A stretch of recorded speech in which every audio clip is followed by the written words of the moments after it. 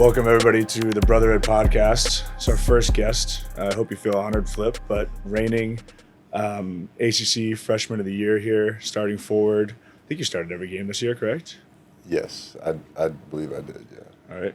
Entering your sophomore year. Happy to have you here and to get some conversation about this past year and what we're looking to get into this upcoming year. But before some conversations of your background and off the court life, I was going to ask you, we just finished K Academy. You're on Wojo's team. There's been a lot of talk this week about how intense he is during this week. You guys won it, right? No, we actually lost in the championship. It was pretty heartbreaking. Can you talk me through the experience, though? People were talking about him like he was crazy locked in. Yeah, it was a very different experience compared to my first year at K Academy. Who was your coach last year? Andy Borman. He was actually my AAU coach, but he was very locked in, and apparently you're only supposed to get like one film session throughout the whole camp, but we had like 3 a day, and he was very dedicated. But you know what? I think that's why we actually made it to the championship, just because of everyone being all in, and having a guy like Coach Wojo to lead the way. He got everyone on the same page. Did you feel like those guys were bought in, or were they getting like tired of it? Were they by the end? No, they loved it. There was a few times in the film sessions where he made a one shining moment video for the team, and at the end he turned off the lights and he came in the back with a hood on and he was holding a little candle, and he walked through everyone and he started just cursing and saying all these like motivational things to the whole team, and it was actually pretty inspirational to say the least. Gosh, who was your best player? You had Jesse Itzel on your team, right? Yes, we had Jesse Itzel, and we all, our best player was probably Paul Amendola. Yeah. I heard Wojo got on him after that first game, right? Yeah, he did for sure. It was a pretty rough start, but we ended really good. All right. So let's start pre-Duke. I know I give you and Jaden both a lot of shit for it. Did you actually grow up on a farm in New York? Yeah, I did. Like a tractor and stuff? Yeah. I mean, I grew up right next to like 2 farms. So I did not, like, the animals were not mine or anything, but they were pretty much in our backyard. I mean, we had horses, cows, camels. There was an elephant. There was a lion. It was a rescue farm. So these were all rescue animals from the Vietnam War. Okay. Yeah. So, and then there was also like a zebra, some alpaca. But yeah, no, I mean, I did have a tractor though. You still have a pair of like overalls? Did you bring some overalls here? I never had a pair of overalls. I was not that much of a redneck. It reminds me of, you seen the movie Hoosiers? Yeah. Is that you? What was the town like population?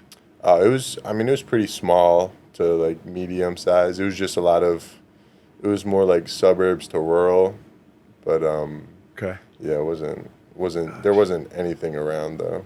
I've been making the jokes all year, like you were like just in like a rural area, not a full farm, but that's pretty interesting. It's very cool. You grew up with a twin. I feel like I had a brother a year younger that was my height. You feel like you were able to get a lot better growing up with each other, playing against each other? Oh, What yeah. was your experience like with that? Absolutely. I mean, especially during like COVID too. Yeah. I hate to bring that up, but he was kind of the only one that I could really play against. Yeah. And, we were very different too, in terms of like play style. So it was cool to just, stay a little entertained, keep each other, at each other's best. Yeah, get a different look. I know exactly what you mean. And then the decision to come to Duke, can you talk me through that? I know you had interest in Syracuse. You're close to it. You came on a visit to Northwestern. I don't know if you would have really gotten the same minutes there. I don't know if would have been the right fit. We had a lot of success there, and I don't know if you could have really been a big factor there, but came here and did it. What was behind the decision in your relationship with Coach Shire? I think, I made a pros and cons list with all of my visits that I went on, and on the plane ride home, I was making a pros and cons list for Duke, and there were just no cons I could really write about compared to other schools. I couldn't think of one single con for Duke. And I mean, just with the relationship I had with Coach Shire and also the rest of the staff, but also everything else Duke has to offer in terms of, it being a nice atmosphere, best college fan base, and biggest stage, but also good academics. It was kind of a great place to set myself up for the rest of my life. Yeah, I was just told that you were Coach Shire's first commit ever. Did you know that? Yes, I did know that. I didn't. That's pretty cool. That's something you'll be able to you'll always have. Yeah. Pretty nice. And then wearing number 30. What was behind that? Yeah, I mean, obviously it has to go into my relationship with Coach Shire, but I always wanted to wear a number that had some sort of meaning to me. And I didn't really know what that was. But I mean, once I committed here and, just kept connecting with Coach Shire, I was like, you know what, there were already plenty of numbers retired from all the greats that came through. So not a lot to pick from. The options were already limited. So I guess I had to, settle with wearing Shire's number. Yeah, absolutely. You mentioned academics here. 3.9 GPA, team best this year, I think. Congratulations. Thank you. I appreciate that. Have you declared a major? No, right? No, I haven't. What kind of classes were you taking this year? Which ones did you like? Yeah, I took some political economy classes. I took some, social marketing classes as well. Those were kind of my main. Were you in that coding class that all the freshmen were complaining about for a while? Yeah, I was one of those freshmen. Yeah. How was that? Did you have to learn R for it? Yeah, I had to learn R. It was not fun. Do not suggest that. R and R Studio. Yeah, but I'm looking at taking some more finance classes or psychology classes this year. Okay. Yeah. Very cool. Keep it up, man. Thanks, man. I'll lean on you. Last off the court question, we've had a lot of board game nights throughout the course of this year. You grew up playing board games with your family? And do you have a favorite? That's my other follow-up. I mean, I played some board games growing up with my family, but not anything crazy. I'd probably say my favorite is Sequence. Okay.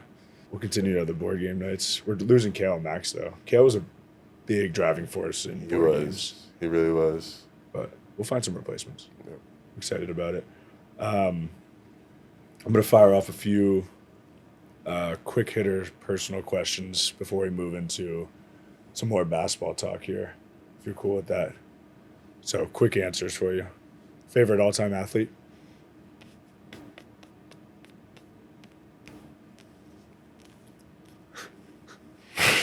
Could be basketball, could be anybody.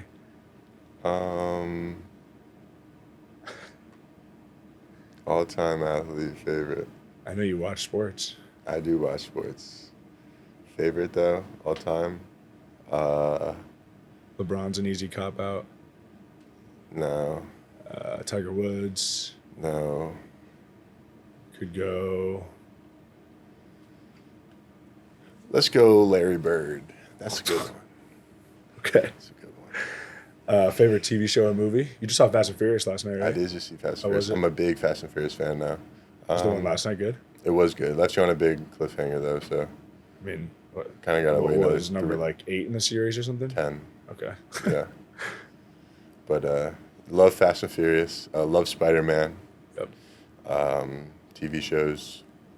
Just started watching Madam Secretary. I'm a big politics guy. Okay. That's very interesting. What's the big? You watch House of Cards? No. Nope. That's a big. I know people like that. All right. Favorite video game? Probably Fortnite. Yep.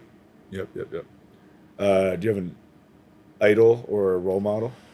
I wouldn't really say an idol or role model, but if there are some things that I do look up to, it's definitely Kobe's mentality. I just watch a lot of his old videos or some of his speeches, and he's a big He's Speech. a cool person just to learn Yeah. from, the way he approaches things. For sure. And lastly, favorite food. Probably surf and turf. Okay. That's 2 foods, but yeah. Well, it's actually combined for one. It's- They serve it together. Okay, but okay. So if I said favorite dish, you could have said surf and turf. but- Okay, favorite food, wings. Okay. It's a completely different direction. What? Okay. You said one food. Yeah. So if you're going to be picky about my answer, I'll give you one food. Okay. No, I appreciate it. Yeah. Great. Let's move into this past year. Can you give me a recap of, just the season that you had in general, where you were at the beginning to the end, and when you're looking back at it, what the biggest things you take away? I think the biggest thing I probably took away for myself was just how much I grew individually as, like a person and a player. Just kind of, stepping into like the shoes that have been left for me to fill. I feel like I did a decent job of that and kind of, grew into them pretty well. I thought you did a decent job as well. Thanks. Yeah. What So- about yourself as a player in high school compared to this first year at Duke? Did it go kind of how you thought you could as a player? Did you have to make any major changes to your game? I think I just needed to be a little more dedicated to myself and my team when I first got here, and just put in more of that work. Really have it be my lifestyle, and I think that's kind of like the biggest thing, biggest change that I kind of made versus in high school. The commitment and sacrifice, just for, I know you're talking about it as yourself, but I feel like every college basketball player, every college athlete, it's a huge surprise, just the level of commitment and sacrifice that's necessary Yeah. to even compete, much less be successful. Because once you get here and realize how much work everybody's putting in, you realize what it's necessary just to be out there and be competitive. Right. Any other major surprises of college basketball now that you've been through 1 year, took note of quickly? Major surprises, not really. I think kind of just seeing how every day, like you said, it's a major commitment, and you gotta put in 100% every day. There's no days off really, and I mean even days where you're more tired than others, or you're not really feeling up to it. You just kind of have to push through, and you have to say to yourself, is this the life you really want to pursue? And that's a real big decision you have to make with yourself. Mm-hmm. The mental fortitude is so necessary, especially with just how long of a season it is. Like when we get to, we'll show up June, 2 weeks now. We'll show up late June, pretty much, with the exemption of a few brief breaks. Like we're hoping to play until April. Right. It's a long season, obviously physically, but I don't think people take note of just how long it is mentally and how locked in you are, and being around the same thing and every day takes a toll. So yeah, it's a big topic that I think a lot more people are starting to have a voice for, which is great. Yeah. Just with the mental side of sports, and just the dedication it takes, and realizing that it really is an issue. But protecting your mental health, especially here. I assume just the pressure of being a Duke athlete, it was on a different level for me coming from Northwestern, but I assume it's even on a different level for you, shouldering, ACC Freshman of the Year, being our leading scorer, being our go-to guy. What was it like in terms of that, in terms of protecting your mental health and dealing with that constant pressure of being, our best player throughout the major course of the year? Yeah, I think the biggest part of it is just, I came here and I learned and I grew to, into this team, as you did, of course, and the rest of us, but, really being one unit and all fighting for the same thing. And really, I just didn't want to, let the rest of you guys down with, my role on the team, and still doing what I had to do to help this team succeed. And I think that's just kind of the the biggest thing, some people can get in their heads about is, not wanting to let other people down. It's not that you have any doubts of yourself and what you're capable of, but really, you just want to, make your friends and family and your team, your brothers proud of you. So I think just that's kind of the biggest thing. Yeah. Leaning on your teammates. Yeah. I feel like that was one of the biggest things all around what led into that deep run, to that win streak and the ACC championship. Like, just everybody leaning on each other was such an imperative part of it. Let's get into the some of the bigger games of the year for you. Do you have a favorite game of the season? Favorite game? Excited to talk to you about. I think was Virginia Tech your highest scoring game? You got a 30 ball, 29. 29. You had 28 against Pitt. Yeah. Let's talk about the Virginia Tech ending quickly. You go for 29. That kid, the freshman, comes up, hits that shot. We go to the timeout. I remember this very specifically because it's quite a crazy memory of you coming back after you get punched in the throat. Were you fully throwing up, or were you throwing up, like, what was going on at that bench? Yeah, so, at first I just could not breathe. I remember that. So I just had to, get my wind back. And then I felt good. I felt fine after that once I got back to the bench, except, my throat was feeling weird. And you were kind of looking weird. I remember. But then all of a sudden I was just like, oh shit, like I feel something. And so I had to throw up. But it was stupid. I remember we're going back. We're obviously going to go. There's like 2 seconds left in the clock or something, so we have to throw the deep ball, and I'm the one throwing it. Mm-hmm. And I remember we're obviously going to go to you. You have 29 at that point. You're like, that's what we have to do. And Coach Shire's drawing up the play, and he's telling me that you're the first option. I'm looking down 2 seats over, and you're like throwing up in your towel. I remember looking immediately at Coach Shire and being like, we have a second option? Our first option is not look like you should be able to hit this. And then the other part of that, do you remember? Well, there's no way you remember it, but the ref is trying to usher us out of that timeout because we're taking a ton of time. And he's, they usually give you one warning, and they come over and they're like, get up. Right. And the second time he does it, one of either Carroll or somebody, one of the assistant coaches, just taps the ref and points at you, and you're still throwing up in your towel. And the ref immediately was like, you guys got another minute. Yeah, I remember Coach Shire asking if he needed to call another timeout for me. I think I told him I was good, and we didn't have another time, and we didn't call another timeout. You were good. I remember I threw I threw it to Germ or something because they had 2 guys on you. Yeah. I think they ended up stealing that. Oh ball yeah, anyway. they did. They did. Jeez, I don't know if I'll get another shot to be the long pass inbound guy. It's not really a fun spot though. Yeah, there's a lot of pressure on that spot, especially when you're not that accurate and it's kind of.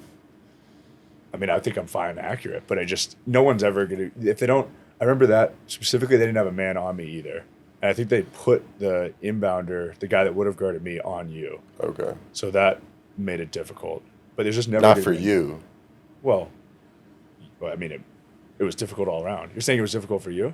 Oh, I'm just saying if there's no defender on you, then what's the issue with throwing the ball? Harder to find a guy to throw to with 2 seconds. Because remember, I was supposed to launch it down to you. Somebody might have set a pin down for you, and you were supposed to catch it around the free throw line. Yeah.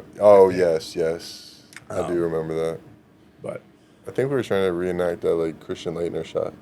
Yeah. Ideally, if I could have hit you at the free throw line for a jumper, but yeah, that'd been pretty cool. Yeah, it would have been pretty cool if we had won that game. That too. Let's see, what other games? We have the Virginia foul to talk about. Yeah. Talk me through that. Obviously you must have gotten more publicity about it and questions about it and all that. Yeah, I got all these questions asking if I'm okay or, telling me that's a foul. Well, no shit, that's a foul. I know that too. You don't have to be telling me. And isn't back to the Virginia Tech game, isn't any incidental contact above the shoulders or not still a flagrant one, regardless of if it was incidental or not? Or just have a specialist. Why when watching NFL games, there's always they bring in the rule analyst or whatever. I feel like they should just have, especially because like at Virginia, they went and talked about that for like a good like 6 to 7 minutes. So I don't know how they wouldn't just like call somebody up. That just blows my mind. What do you think? Looking back on the whole course of the year, I thought that loss, obviously we lose at Miami the game before, which is like a super frustrating loss, but then we lose at Virginia. I thought that fueled a bit of a fire for us. Did you feel that way? I think would I have been did. 10 straight after. Yeah, because Virginia was our last loss, and I think it did. I don't really think we needed that Virginia loss to fuel the fire. Mm. I think that the Miami loss did it plenty enough. I think obviously the Virginia one still added to it, which can't hurt. But I mean, I think we definitely were good as a team, and we understood like the mission, what we had to do together in order to have that run. And Virginia unfortunately was just one more game we had to wait to start that run. But I mean, I think the Miami loss definitely taught us a lot. Yeah. I thought it added almost a level. Like after Miami, it's more, I mean, I felt like we were like down, and then it was more of a pissed off feeling after Virginia. Yeah, it was like Chippiness, feeling like we were, we just talked about it a ton, but feeling like we were wronged or cheated out of something added more of a fire to our group, which, could have been a blessing in disguise. You never know. Let's move into the decision to come back. Can you talk me through what occurs the day after we lose? Because obviously you're a guy that was on draft boards. Safe to say you probably would have been top whatever at 20. So not many guys are making the decision that you did. Can you talk me through the whole process in terms of that day after the season ends? I assume you're talking with people and everything's going through your head because things are moving quickly. How did you go about that, and what were some of the major factors? Yeah, so I mean, there was a lot. Just right off the bat, I mean, I loved it this past year here at Duke, and I know that once you get to this level, business comes into play. It's not just you still have to enjoy the sport that you love, but also you got to understand that there's a business side of it as well, and that gets even more once you get to the professionals. And I mean, I just really loved it this past year, playing with you guys, and I really wanted to, dream mine's been to win a national championship, and I really don't think there's any better place to do it. There was, going into this decision, actually, I even said to myself and a few other people, if I were to have gone somewhere else in college, I do not think I would have stayed. Wow. For my sophomore year. I probably would have ended up going to the draft this year, but because, I had the year I did here at Duke, and I just enjoyed it so much, that really made me want to stick around for, one more year. So, and of course, all those pros go into it with, what Duke has to offer with, the basketball and academic side of it, just getting closer to my degree, which I want to finish in the future, and things like that. So, and my hip surgery didn't even go into play at all either. I was thinking about this decision without even thinking about my hips. If my hips weren't an issue, what would I truly want to do? And that was definitely to come back from one more year. Absolutely. Can you talk more about the hips? When did you kind of know? I remember you telling me that the initial x-rays, almost before the season, they had told you that you were at some point could have to get some work done. Yeah. Can you talk through more of those details, what happened and when you knew that you were going to have to get surgery? Yeah, so I actually knew before the season, like this time last year around the summer, because it was started to become an issue like junior, senior year of high school. I didn't really know what was wrong with them until I got some MRIs in, coming here last summer. So I knew I just had to deal with it for this year. I didn't really know when exactly I was going to need it in the future. Mm-hmm. But obviously, once we finished the season this past year, I, brought up the topic of my hips and realized it'd probably be best to get them done now, just for the betterment of myself and my future. I still can't believe you got both done at the same time. I mean, obviously you're feeling good now, but I remember there being a ton of discussion around whether even that's like possible. but I assume you're happy that you got them both done instead of, if you had gotten one, you'd be just starting the other right now, right? Yeah, probably. Yeah. Wow. Thanks for bringing up some. Yeah. Yeah, that's really sad to think about, but I'm glad I got them done at the same time. I really would not be in a happy mood right now if I had to get the other one done. But so yeah. How's the rehab been? This is your first major surgery, I assume, right? Yeah, it's my first ever surgery. So rehab's actually been really good. There's, our trainer's been doing so good, Nick and Jose. Yeah.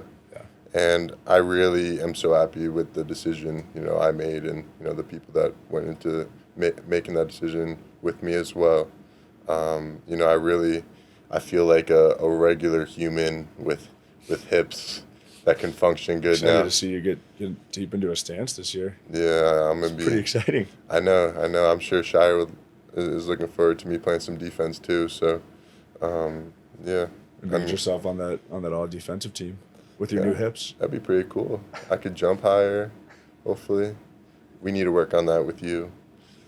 Yeah, maybe I can get like a special surgery to add 5 or 10 inches to my vert. Yeah. If you hear of any, let me know.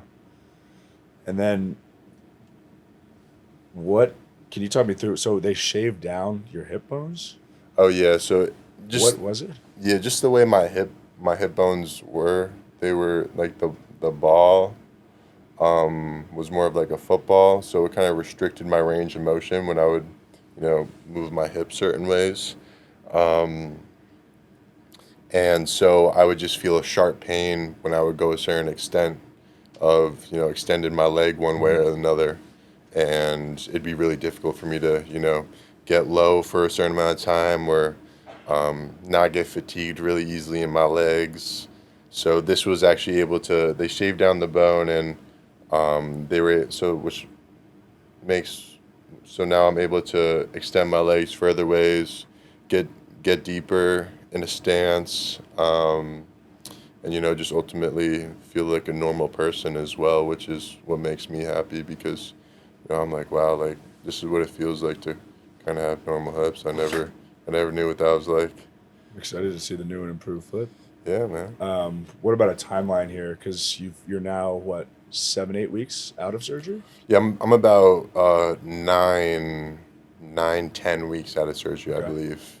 So You'll be taking it easy this whole summer, right? yeah, I'll just kind of be doing some more stuff on my own on the other court while you guys do stuff. But I'll eventually build my way back into some drills with you guys over the summer. But I won't really be doing anything with contact until more August. You feel normal walking around right now, or does it still feel weird? I feel more normal than I have. There's times, after a certain day of rehab where I feel a little weird just because I, worked those parts of my body really, really hard. But, it feels great to just walk around and not really have any pain. Yeah. And you said that had no effect on the decision to come back.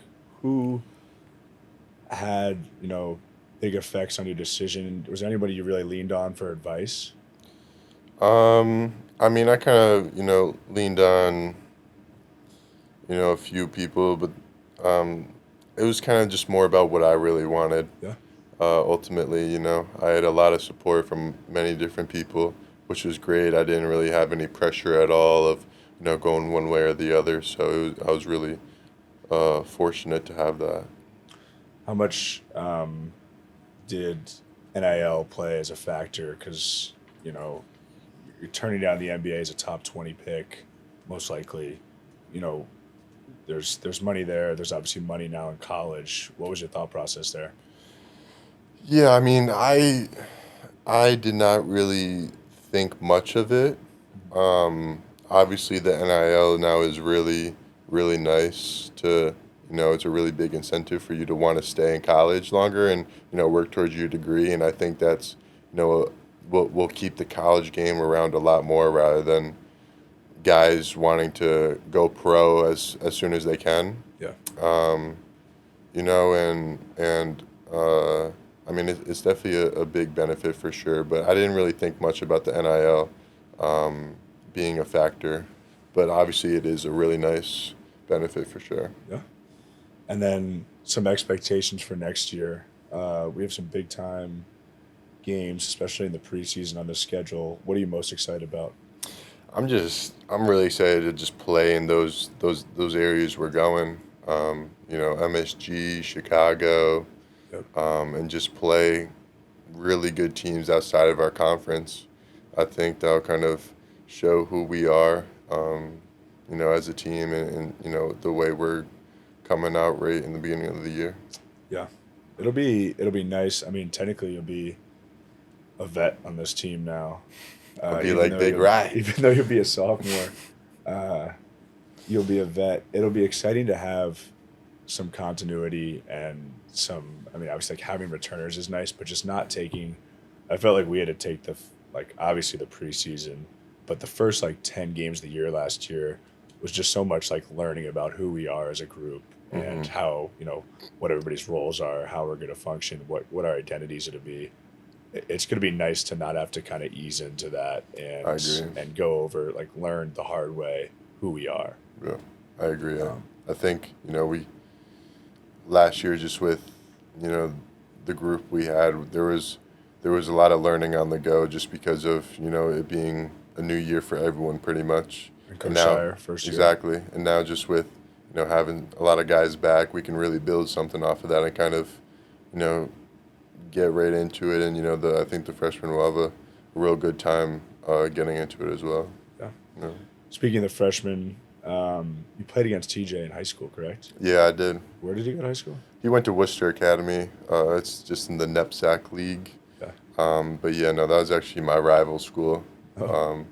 Have you played him head-to-head a few times?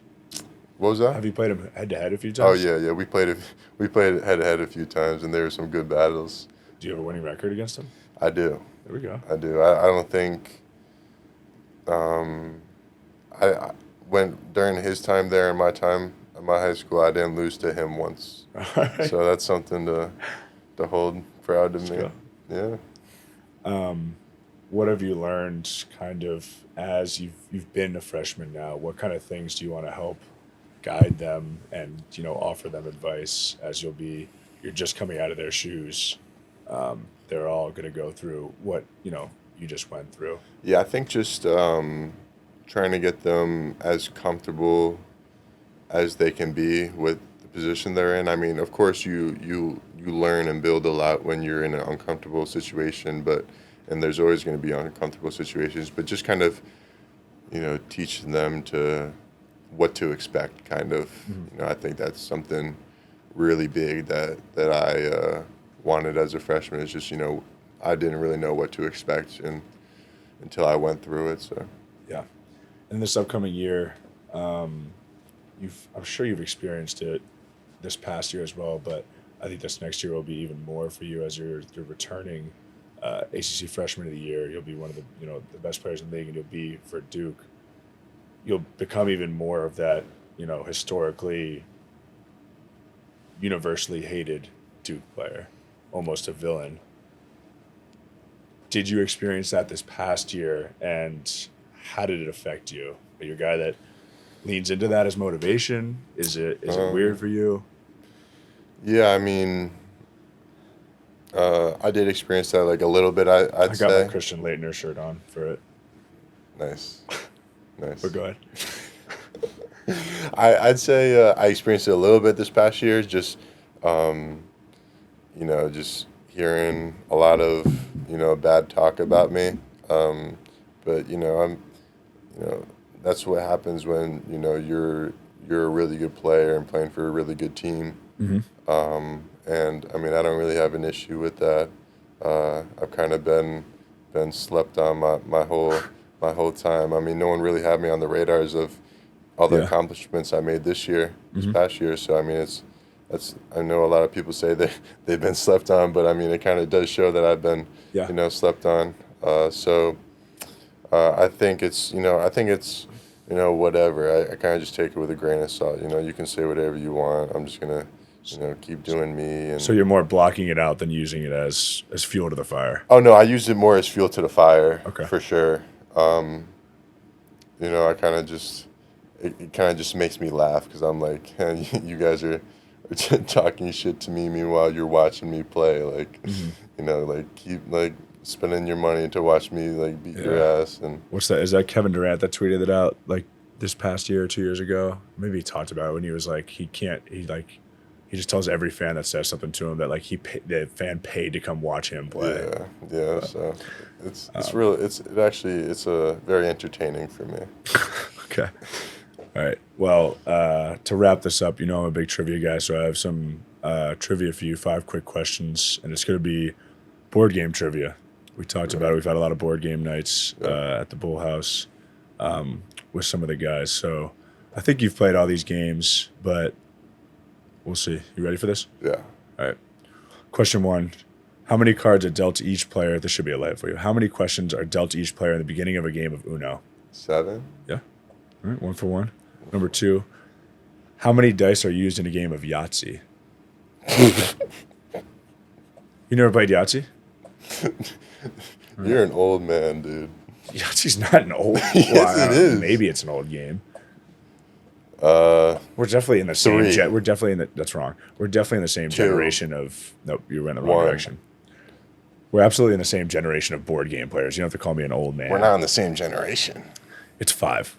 1 for 2. Number 3. My bad. What is the name of the board game the 4 main characters play in Stranger Things? You said what? What is the name of the board game the 4 main characters play in Stranger Things, the TV show? Oh, they played it. Oh, is it Dungeons and Dragons? Yes. 2 for 3. You don't watch? I don't watch Stranger Things either. Do you? No, I do. Big Stranger Things fan. Can you be that big of a fan? Isn't the show like based off of it? What? The board game? I've never played the board game. But isn't the show based off of it? Based off of Dungeons and Dragons? Yeah. I got no clue. I've never played the board game. But you said all right. Is the show based off the show? The question's about the show. Okay, Stranger Things. Yeah. They play Dungeons and Dragons, and isn't the show like kind of revolve around the board game, or no? Is it just like a little thing? Oh, no, it's just a little thing. Oh, okay. Yeah, that's just like a side piece. All right. Well, that's on me. I got to get a better question then. Yeah, that was really dumb. 2 for 3. Number 4. How much is the fine to get out of jail in Monopoly? 50? Yes. What's the other bonus question? What's the other way to get out of jail? You got to roll doubles. Yep. All right, number 5. You're 3 for 4. In the game, you're gonna say that this is an old question. In the game of Scrabble, what is the highest scoring letter? I've never played Scrabble. Yep. Z? No. X? No. W? No. It's Q. It's worth 10 points. That was my next guess. That's okay. That was your next guess? Yeah. Okay. All right. 4 for 5. Pretty good. And you've never played the 2 games. 3 for 5. 3 for 5. Yeah, but technically 3 for 3 because the 2 old games don't count. All right. Well, that's all I have for you, Flip. Appreciate you coming on. Hopefully we gave some fans more insight into your life off the court and on the court and, your decision and expectations for this upcoming year. So appreciate your time. Thank you, host Ryan Young. I would definitely have to host you next time so the fans can learn more about your interesting life. Okay. Thanks. And cut.